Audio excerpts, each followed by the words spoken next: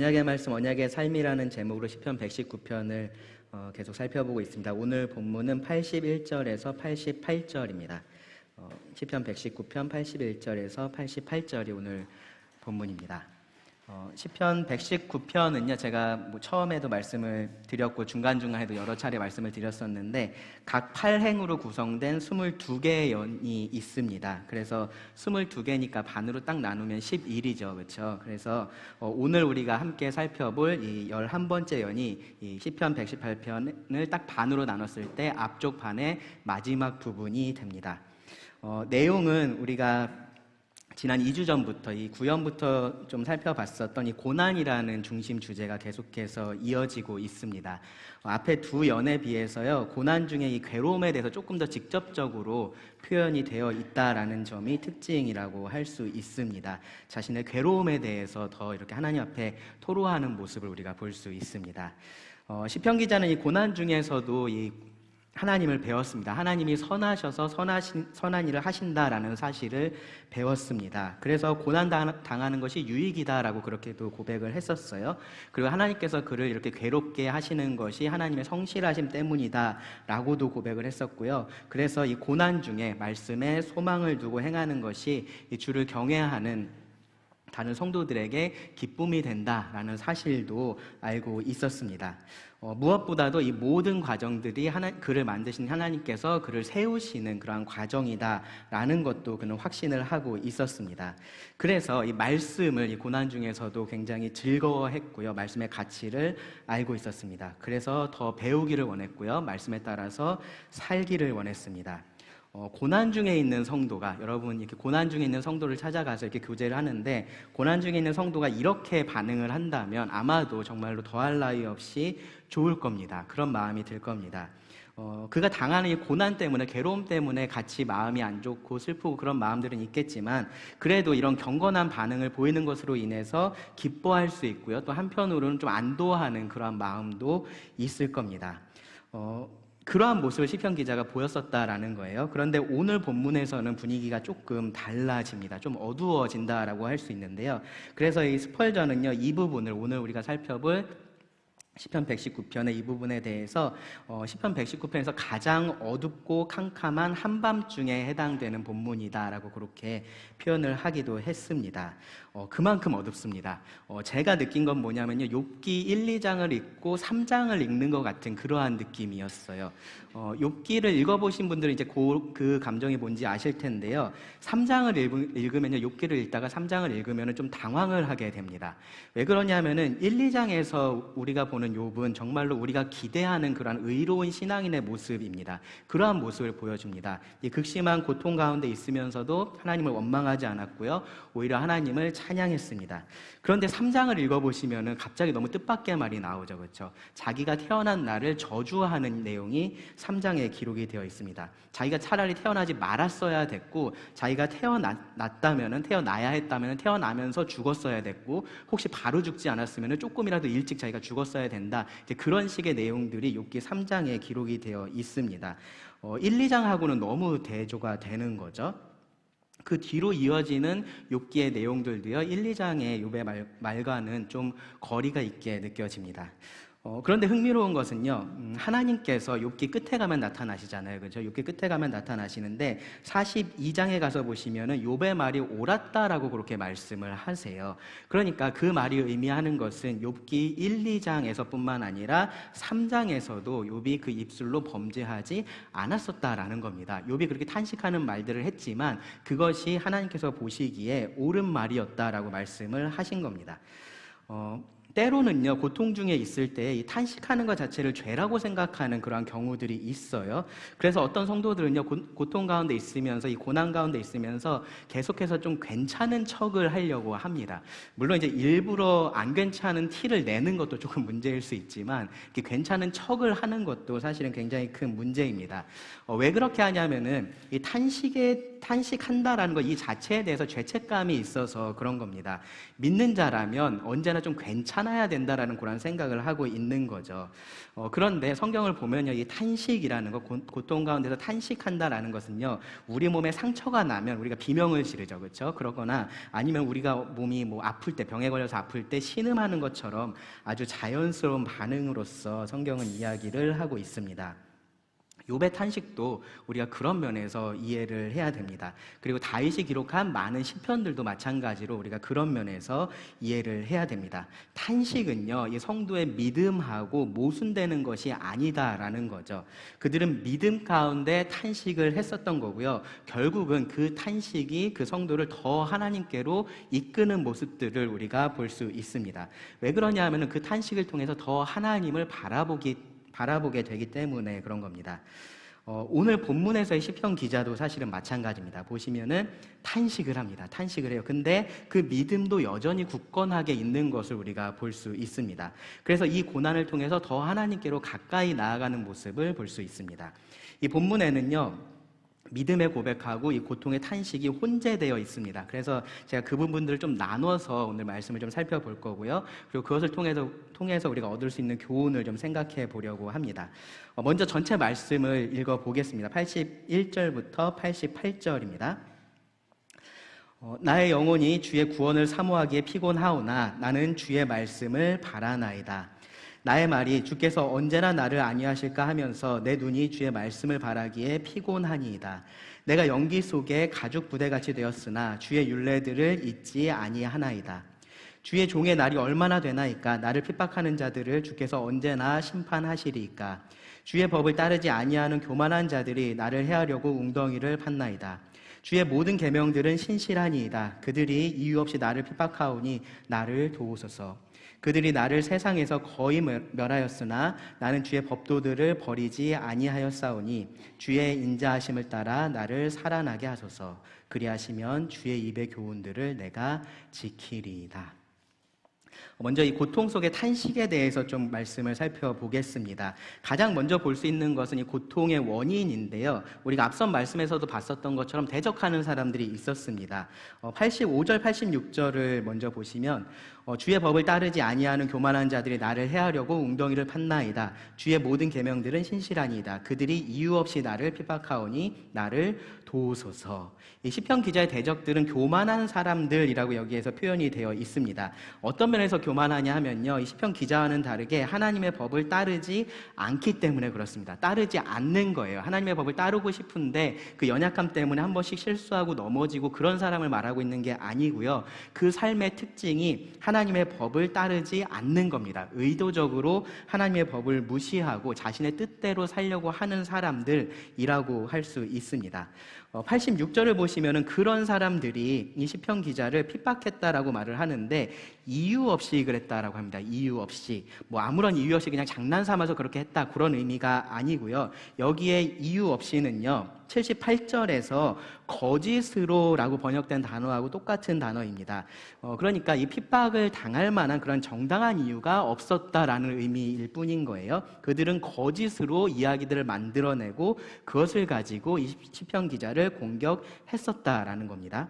그리고 85절을 다시 보시면 거기서는 또 이 시편 기자를 해하려고 웅덩이를 팠다라고 표현을 하고 있습니다. 웅덩이를 판 거, 함정을 만든 거죠. 함정을 만들어 놓은 겁니다. 마치 사냥꾼이 함정을 파서 사냥감을 잡으려고 하는 것처럼 이들이 이 시편 기자를 모함해서 그러한 함정에 빠뜨렸다라는 겁니다. 그러니까 이 모든 과정에 있어서 이것이 어쩌다 보니까 우연찮게 이 시편 기자에게 해를 가하고 있는 그런 상황이 아닌 거예요. 아주 의도적으로 계획을 세워서 이 사람을 무너뜨리려고 그렇게 했었던 거고요. 그리고 지금 이 상황을 보면은 그것이 성공적으로 지금까지는 진행되고 있었다라고 생각할 수 있는 그런 상황입니다.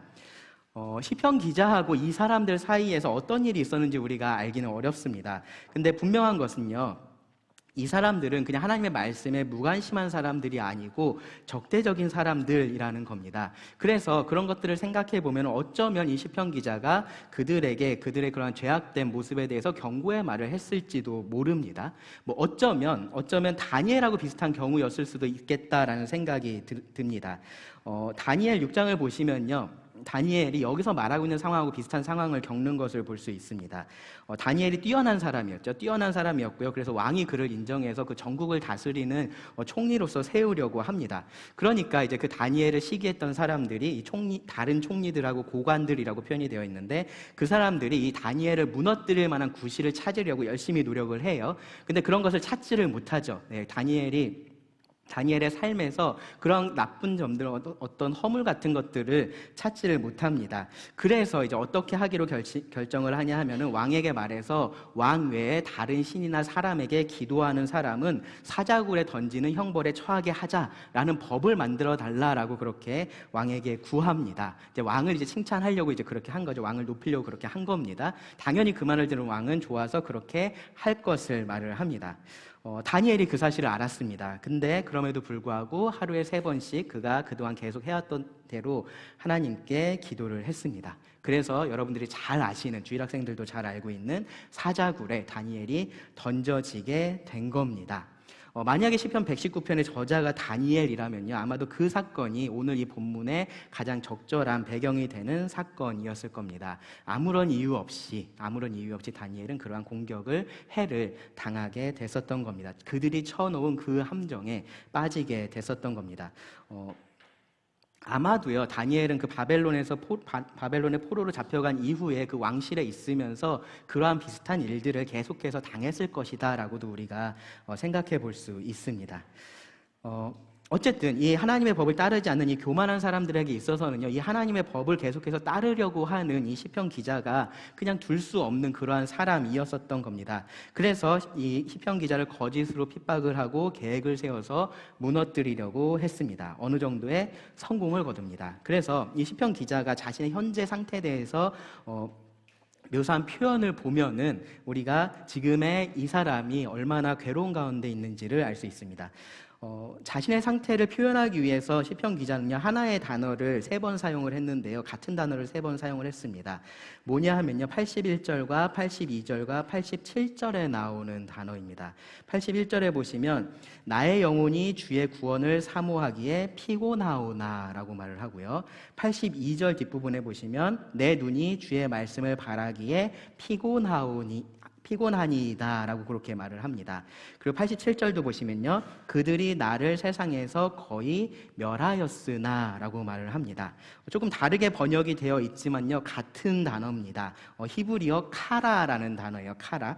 이 카라의 기본적인 의미가 뭐냐 하면요, 끝에 다다른다, 끝에 다다른다. 그래서 문맥에 따라서 이 단어가 긍정적으로 사용이 되기도 하고요, 부정적으로 사용이 되기도 합니다. 우리말도 사용해 보면 마찬가지예요. 그죠? 끝났다라고 말을 하면요, 그것이 무언가를 이제 온전히 성취했다 혹은 완성했다라는 그런 긍정적인 의미로서 사용할 수도 있고요, 때로는 더 이상 할 수 있는 것이 아무도 없는, 나는 끝났어, 그런 식으로 말을 하는 것처럼 아무것도 할 수 없이 소진되었다라는 그러한 부정적인 의미로 사용이 되기도 합니다.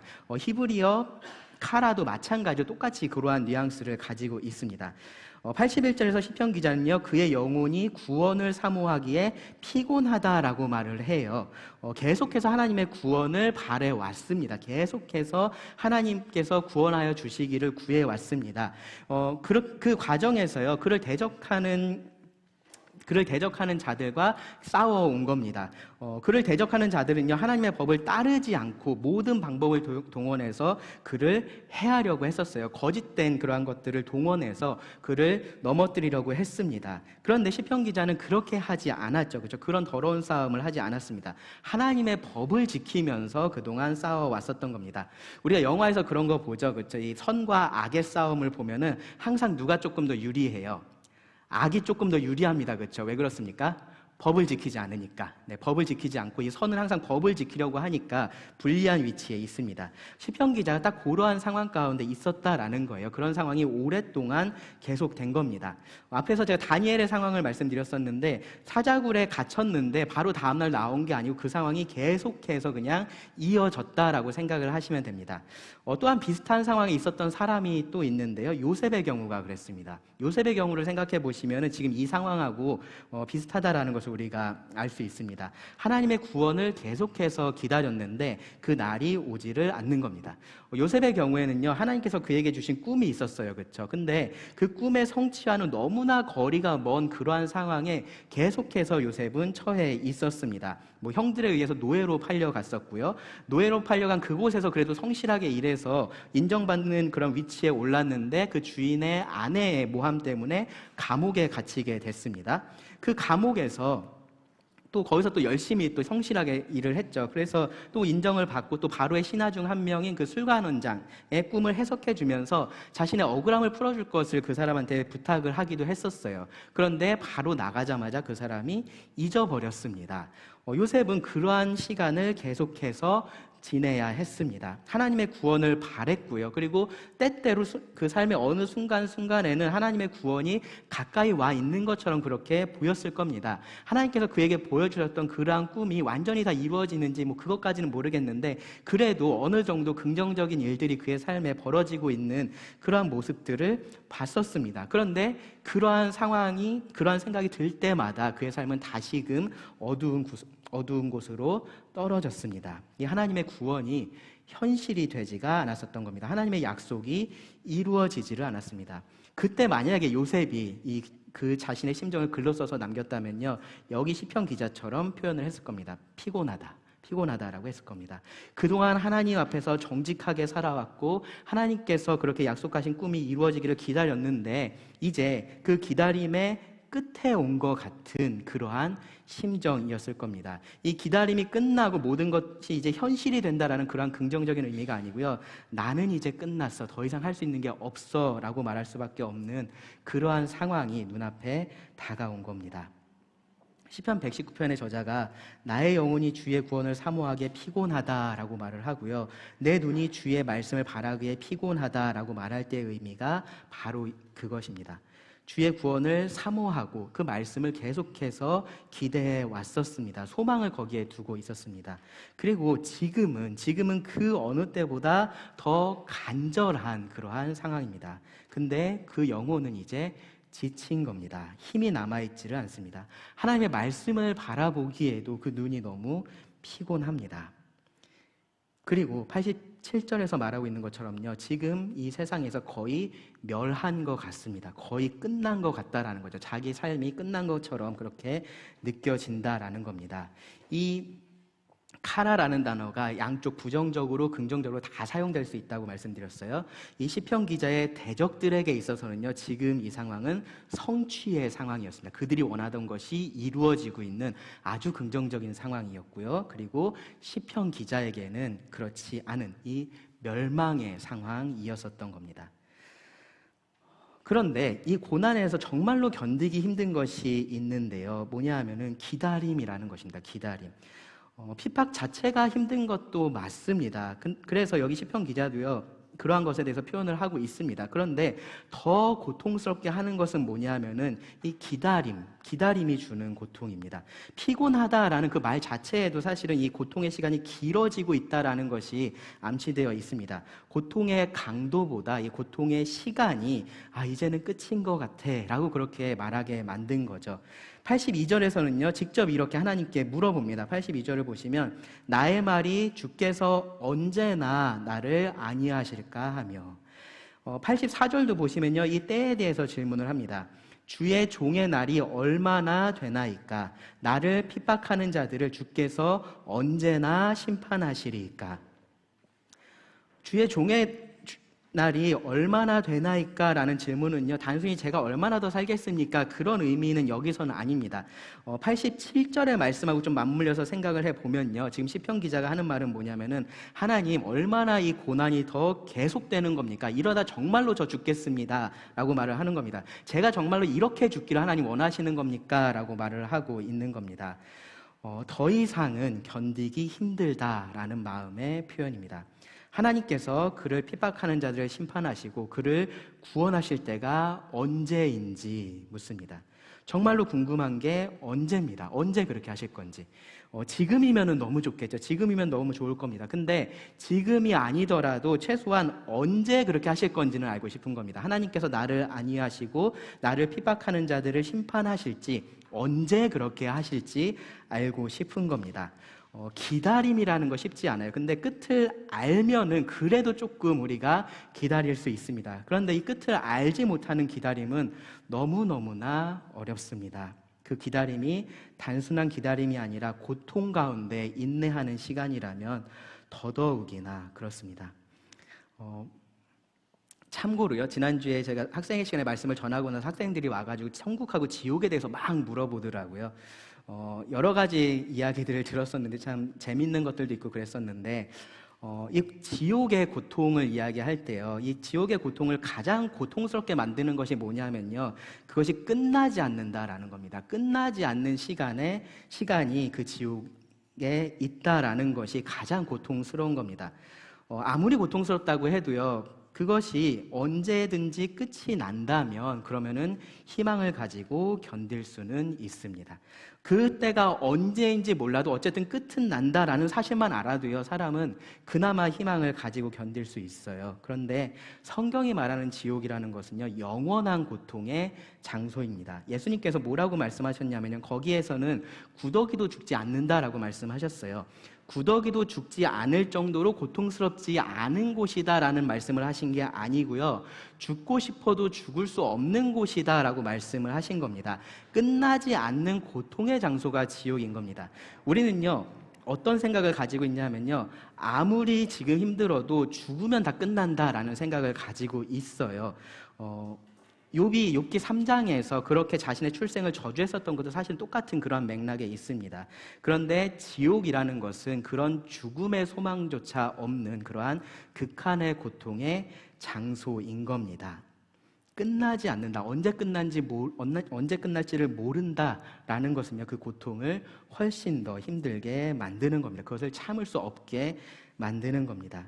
그런 상황 속에 있는 자신을요, 시편 기자가 이렇게 비유를 했습니다. 83절을 보시면, 내가 연기 속에 가죽 부대 같이 되었으나, 가죽 부대가 불길 속에 들어가면 어떻게 될까요? 금방 타서 없어지겠죠. 그렇죠? 금방 타서 없어집니다. 근데 지금 뭐라고 얘기하고 있냐면요, 연기 속에 있다라고 말해요. 연기 속에 열기가 있고 연기가 나고 있는 그러한 한가운데 있는 가죽 부대 같은 겁니다. 열기로 인해서 서서히 말라가고 있는 겁니다. 서서히 수축되면서 말라가고 있는 모습을 말을 하고 있는 겁니다. 연기 때문에 검게 그을려 있기도 할 겁니다. 볼품 없어진 거고요, 쓸모없게 된 자신의 상태를 지금 이렇게 표현을 하고 있는 겁니다. 내가 지금 이런 모습이다라고 그렇게 자신을 보고 있습니다. 실제로도 아마 이 상황 속에 시편 기자가 있는 상태에서 이 시편을 기록을 했다면 그때 그 사람의 모습을 보면은 아마 정말로 기운 없이 축 늘어진 그러한 모습이었을 겁니다. 그런데 육신보다도 더 중요한 것은 그의 영혼입니다. 그 영혼이 그렇게 말라 있습니다. 이제는 더 이상 아무것도 할 수 없는 것 같은, 아무런 힘도 남아있지 않은 것 같은 그러한 상황 가운데 있습니다. 이것이 시편 기자가 고통 가운데 탄식하는 모습입니다. 중요한 것은요, 그런 상태에서 시편 기자가 탄식했다라는 거고요, 그리고 그 탄식이 자신의 내면으로 그냥 향한 것도 아니고요, 다른 사람을 향한 것도 아니고 하나님을 향했다라는 것이 중요합니다.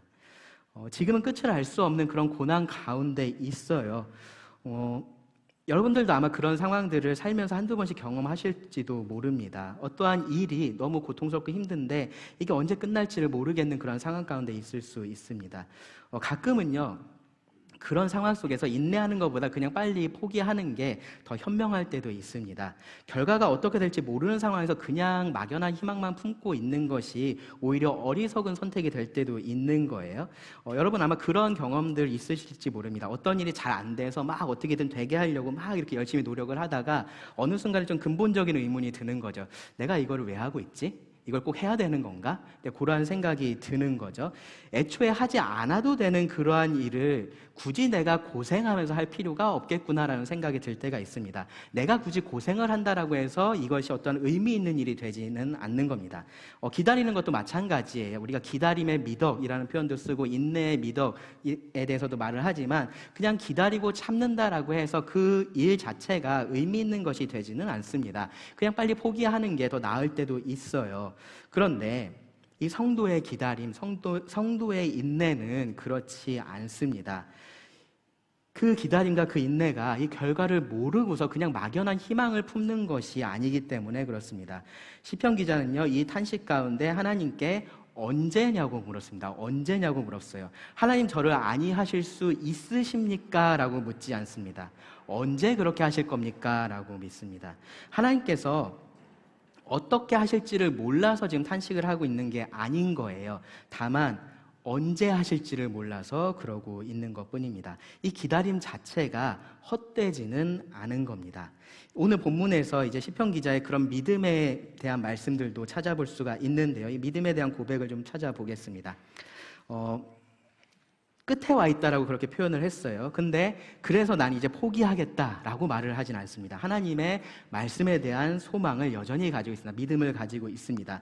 81절을 다시 보시면요. 나의 영혼이 주의 구원을 사모하기에 피곤하오나. 네. 피곤하니가 아니고요. 피곤하오나입니다. 피곤하오나 나는 주의 말씀을 바라나이다. 82절도 보시면요. 나의 말이 주께서 언제 나를 아니하실까 하면서 내 눈이 주의 말씀을 바라기에 피곤하니이다. 83절도요. 내가 연기 속에 가죽 부대같이 되었으나 주의 율례들을 잊지 아니하나이다. 방금 읽었던 이 말씀들은요, 앞뒤가 거의 모순처럼 들리는 그러한 말입니다. 주의 구원을 사모하기에 피곤해서 이제는 더 이상 주의 말씀에 소망을 두지 않고 내 눈도 거두겠습니다 라고 말을 해야지 맞는 것 같아요. 나는 연기 속에 가죽부대같이 되었으니 이제는 더 이상 주의 율례를 기억하지 않겠다 라고 말을 하는 것이 더 맞는 것 같습니다. 지금 이 순간까지 하나님의 말씀을 믿고 그것을 따르면서 그것이 옳다라고 생각하면서 살아왔는데 지금 내가 보고 있는 결과가 이러니까 이제는 더 이상 하나님의 말씀에 소망을 두지 않겠다라고 말을 할 것만 같습니다. 이 탄식의 말만 모아놓고 보면요, 그런 결론에 이를 것 같아요. 근데 그렇게 하지 않는 겁니다. 전혀 그렇게 말하지 않습니다. 이 고난 중에 그야말로 코너에 몰려 있고요, 더 이상 힘이 남아있지 않아요. 그런데 그가 지금 경험하고 있는 이 상황이 그가 알고 있고 그가 믿고 있는 하나님의 말씀을 부정한다라고 생각하지 않는 겁니다. 오히려 이렇게 고백을 해요. 86절을 보시면요. 주의 모든 계명들은 신실하니이다. 여기서 시편 기자는요, 모든을 강조했습니다. 모든 계명들이 신실합니다.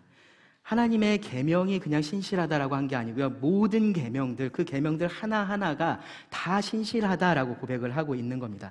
하나님의 모든 계명이 변하지 않고 그 모든 계명을 그래서 믿을 수 있다라고 지금 선포하고 있는 겁니다. 그가 경험하고 있는 이 상황하고 관계없이 그렇다라는 거예요.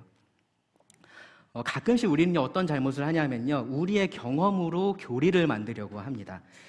무슨 말이냐면요, 이 글로 기록된 말씀보다 지금 내 피부에 와닿는 이 경험이 더 진리처럼 그렇게 느껴지는 겁니다. 경험이라는 것이 중요합니다. 이 경험을 통해서 우리는 하나님에 대한 더 큰 확신으로 나아갈 수 있어요. 그런데 동시에 우리가 알아야 될 것은 뭐냐면요, 경험이라는 것은 언제나 주관적이고요, 그리고 내가 그것에 대해서 잘못 판단할 수 있다라는 것을 알아야 됩니다. 이 경험이 교리를 만드는 것이 아니고요, 교리를 우리가 경험해야 되는 겁니다. 이 순서가 바뀌면요, 우리는 서로 다른 하나님을 각자 만들어서 섬기게 됩니다. 시편 기자가 여기서 지금 말하고 있는 이 상황, 그가 지금 처절하게 경험하고 있는 이 상황은요, 하나님이 계시지 않다라고 말하고 있는 그런 상황이었던 거예요. 하나님이 계시지 않은 것처럼 그렇게 느껴지는 상황이었습니다. 하나님이 계시더라도 최소한 그에게 말씀하신 그 하나님은 계시지 않은 것 같았습니다. 그를 구하지도 않고 계시고 그의 기도도 듣고 계시지 않기 때문에 그렇습니다.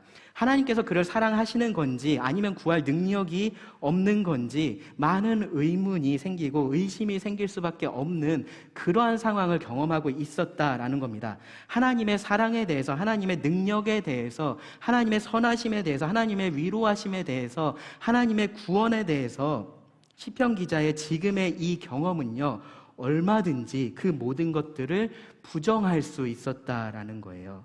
그런데 시편 기자는 지금 자신의 경험을 가지고 하나님의 말씀을 판단하지 않았습니다.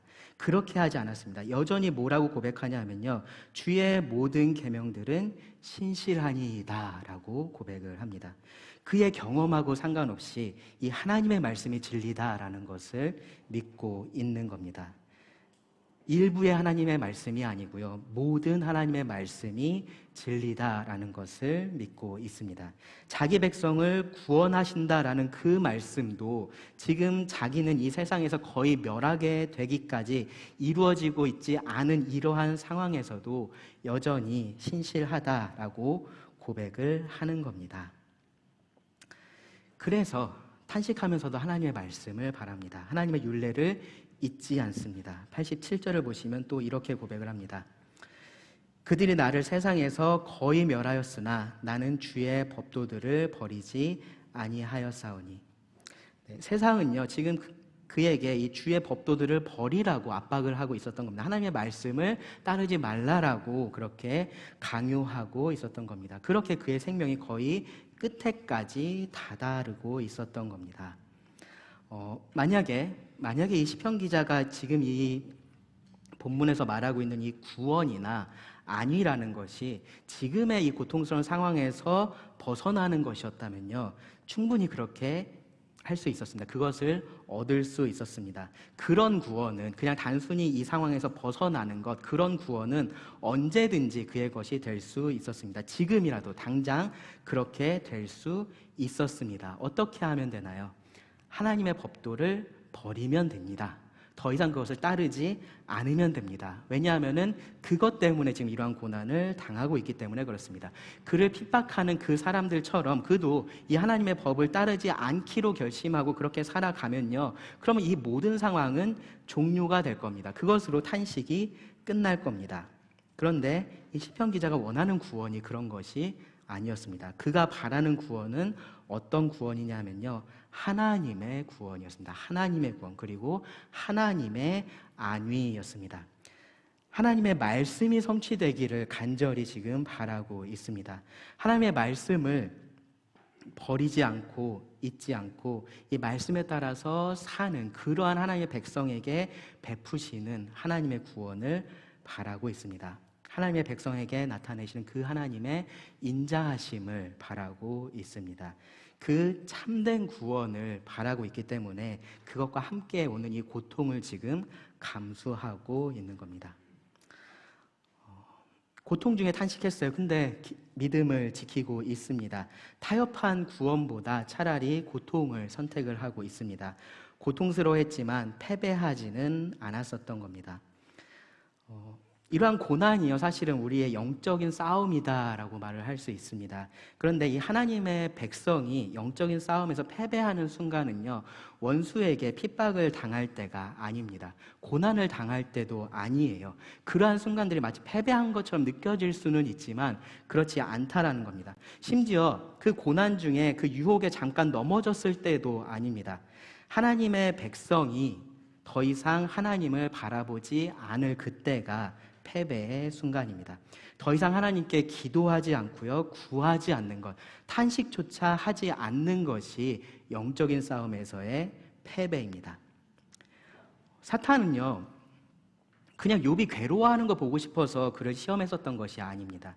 그의 모든 소유물을 빼앗았을 때 욥이 얼마나 괴로워하는지, 그의 건강을 빼앗았을 때 얼마나 고통스러워하는지 그 고통을 보고 싶어서, 그 괴로움을 보고 싶어서 그러한 일들을 했었던 것이 아니에요. 사탄이 하나님께 뭐라고 말했었냐 하면요, 욥기 1장 11절을 보시면 이제 주의 손을 펴서 그의 모든 소유물을 치소서. 그리하시면 틀림없이 주를 향하여 욕하지 않겠나이까.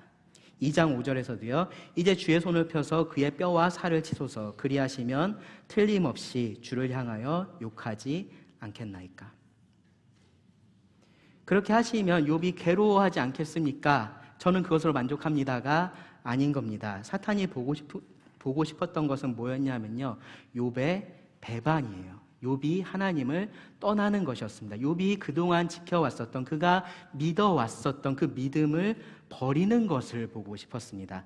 하나님을 원망하고 저주하는 그 말을 사탄이 듣고 싶었다라는 겁니다. 오늘날 사탄은요, 조금 다른 방법으로 그 목적을 이루기도 하는 것 같아요. 괴롭히는 게 아니라 오히려 편안하게 해주죠, 그렇죠? 풍족하게 하고 부족한 것이 없게 만듭니다. 그렇게 해서 결국은 똑같은 그 목적을 이룹니다. 하나님의 백성이 하나님을 바라보지 않게 그렇게 하는 겁니다. 시편 기자의 경우에요, 그의 생명을 위협하고 있는 이 고난 중에서도 하나님의 말씀을 버리지 않았습니다. 하나님 바라보기를 멈추지 않았습니다. 진짜로 죽음을 마주하고 있는 그러한 상황이었어요. 그가 만약 정말로 참된 하나님의 백성이라면요, 정말로 이 죽음이 눈앞에 있는 그런 상황이라고 해도요, 결국은 그를 살리실 하나님을 믿고 그렇게 그 길을 걸어갔을 겁니다. 이 다니엘과 그의 친구들이 그렇게 했었던 것처럼 이 사람도 그렇게 했을 겁니다. 그들만 그런 게 아니라요, 참된 하나님의 백성들은 그렇게 합니다. 예수님의 말씀처럼요, 세상이 우리들에게 할 수 있는 가장 최악의 일은 우리의 목숨을 빼앗는 겁니다. 그런데 그거 이상은 할 수가 없습니다. 오히려 하나님은 그 이상을 하실 수 있죠. 그래서 예수님은 누구를 두려워하라라고 말씀하셨습니까? 하나님을 두려워하라라고 말씀을 하셨습니다. 결국 우리가 믿어야 할 분은 분명한 겁니다. 하나님을 믿어야 되는 겁니다. 그래서 시편 기자가 하나님의 도우심을 구합니다. 86절을 보시면 주의 모든 계명들은 신실하니이다. 그들이 이유 없이 나를 핍박하오니 나를 도우소서.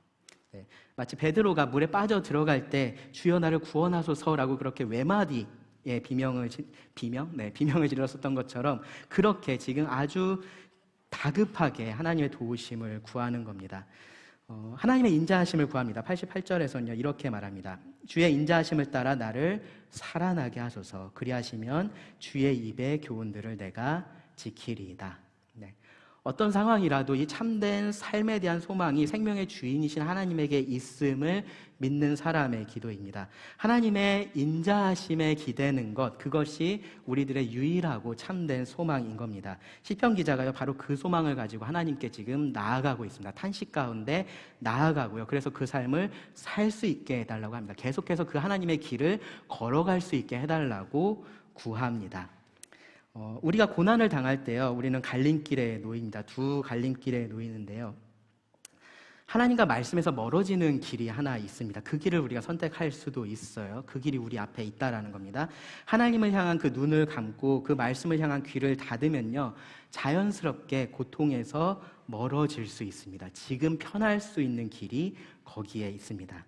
그런데 또 다른 길이 하나 있습니다. 고통을 감수하면서 계속해서 하나님을 바라보고 그 말씀에 귀를 기울이는 겁니다. 그리고 믿음과 탄식 속에서 하나님의 궁극적인 구원을 기다리는 길입니다. 시편 기자는 둘째 길을 선택을 했습니다. 그것이 하나님의 백성의 마땅한 선택이기 때문에 그렇습니다. 우리의 선택도 그러해야 됩니다. 고난이라는 것은요, 성경에서 정말로 우리가 자주 보게 되는 그러한 주제인데요. 왜 그러냐면은 우리 삶에 고난이 정말 많기 때문에 그렇습니다. 이 고난이라는 것을 우리가 피하려고 한다고 해서 피할 수 있는 것도 아니기 때문에 그렇습니다. 팀 켈러 목사님은요, 고통에 답하다라는 그 제목의 책에서 그 시작 부분에 이런 말을 했어요. 우리가 아무리 조심하고 아무리 인생을 잘 꾸려놓고 건강과 부, 친구와 가족관계, 그리고 경력의 성공을 위해서 아무리 열심히 노력을 한다고 해도 결국 뭔가는 그것을 망가뜨릴 것이다. 네, 이 말을 부정할 수 있으신가요? 네. 내 삶은 내가 계획한 그대로 100% 그대로 다 이루어졌다라고 할 수 있으신 분 계신가요? 없을 겁니다. 네, 우리 삶이 우리가 원하는 대로 흘러가지 않는다라는 것, 역사를 통해서 모든 사람들이 경험한 사실입니다. 그럼 하나님의 백성들은 그런 일을 만날 때 어떻게 반응을 해야 될까요? 오늘 말씀에서 우리가 봤었던 것은요, 어쩌면 조금 모순처럼 보이는 그러한 반응이었습니다. 탄식하면서도 여전히 하나님에 대한 믿음 가운데 하나님의 도우심을 구하는 겁니다. 이것은요, 세상의 상식으로는 이해할 수 없는 그러한 반응일 거예요. 왜냐하면요, 보이지 않는 하나님 때문에 지금 당장의 고통을 감수하는 것이기 때문에 그렇습니다. 그런데 하나님은 보이지 않는 것이지 안 계신 분이 아니십니다. 부재하신 분이 아니세요. C.S. 루이스는요, 하나님은 기쁨을 통해서 속삭이시고 양심을 통해 말씀하시며 고통을 통해 소리치신다라고 말을 했습니다. 때로 하나님은요, 우리로 이 하나님의 말씀을 듣게 하시려고 고통을 우리들에게 허락하기도 하십니다. 때로는요, 우리 손에 들고 있는 그것이 우리의 의지가 돼서 그것을 내려놓게 하시려고 그렇게 하기도 하십니다. 때로는 우리가 잘못된 길에서 돌이켜서 바른 길을 가게 하시려고 그렇게 하기도 하십니다. 그 모든 것들을 우리가 알 수 없습니다. 하나님께서 왜 이런 것들을 나에게 허락하셨는지 우리가 다 알 수 없습니다. 고난도 그렇고요. 이 고난 중에서도 그렇고요. 사실은 고난을 다 통과하고 나서 되돌아봐도 모르겠을 때가 정말로 많이 있습니다. 정말로 중요한 건 뭐냐면요, 그 모든 이유들을 아는 게 아닌 거예요. 하나님께서 나에게 이런 고난을 이래서 주셨어라고 그 이유를 내가 다 알아내는 것이 중요하지 않습니다. 중요한 건 뭐냐면요, 그 모든 이유를 가지고 우리의 선을 위해서 일하시는 그 하나님을 내가 그 고난을 통과하면서 믿는 겁니다. 그 하나님께 소망을 두는 겁니다. 그래서 그분의 말씀에 따라서 오늘 내일 한 걸음씩 걸어가는 것이 우리들에게는 중요합니다. 그 걸음이 여기 시편 기자처럼요, 힘겹게 느껴질 때가 있을 겁니다. 더 이상 한 걸음을 내딛지 못하겠다라는 생각이 들 때가 있을 겁니다. 그럴 때 여러분 꼭 기억하셔야 될 게 뭐냐면요, 하나님께서 그 모든 걸음에 함께하고 계시다라는 겁니다.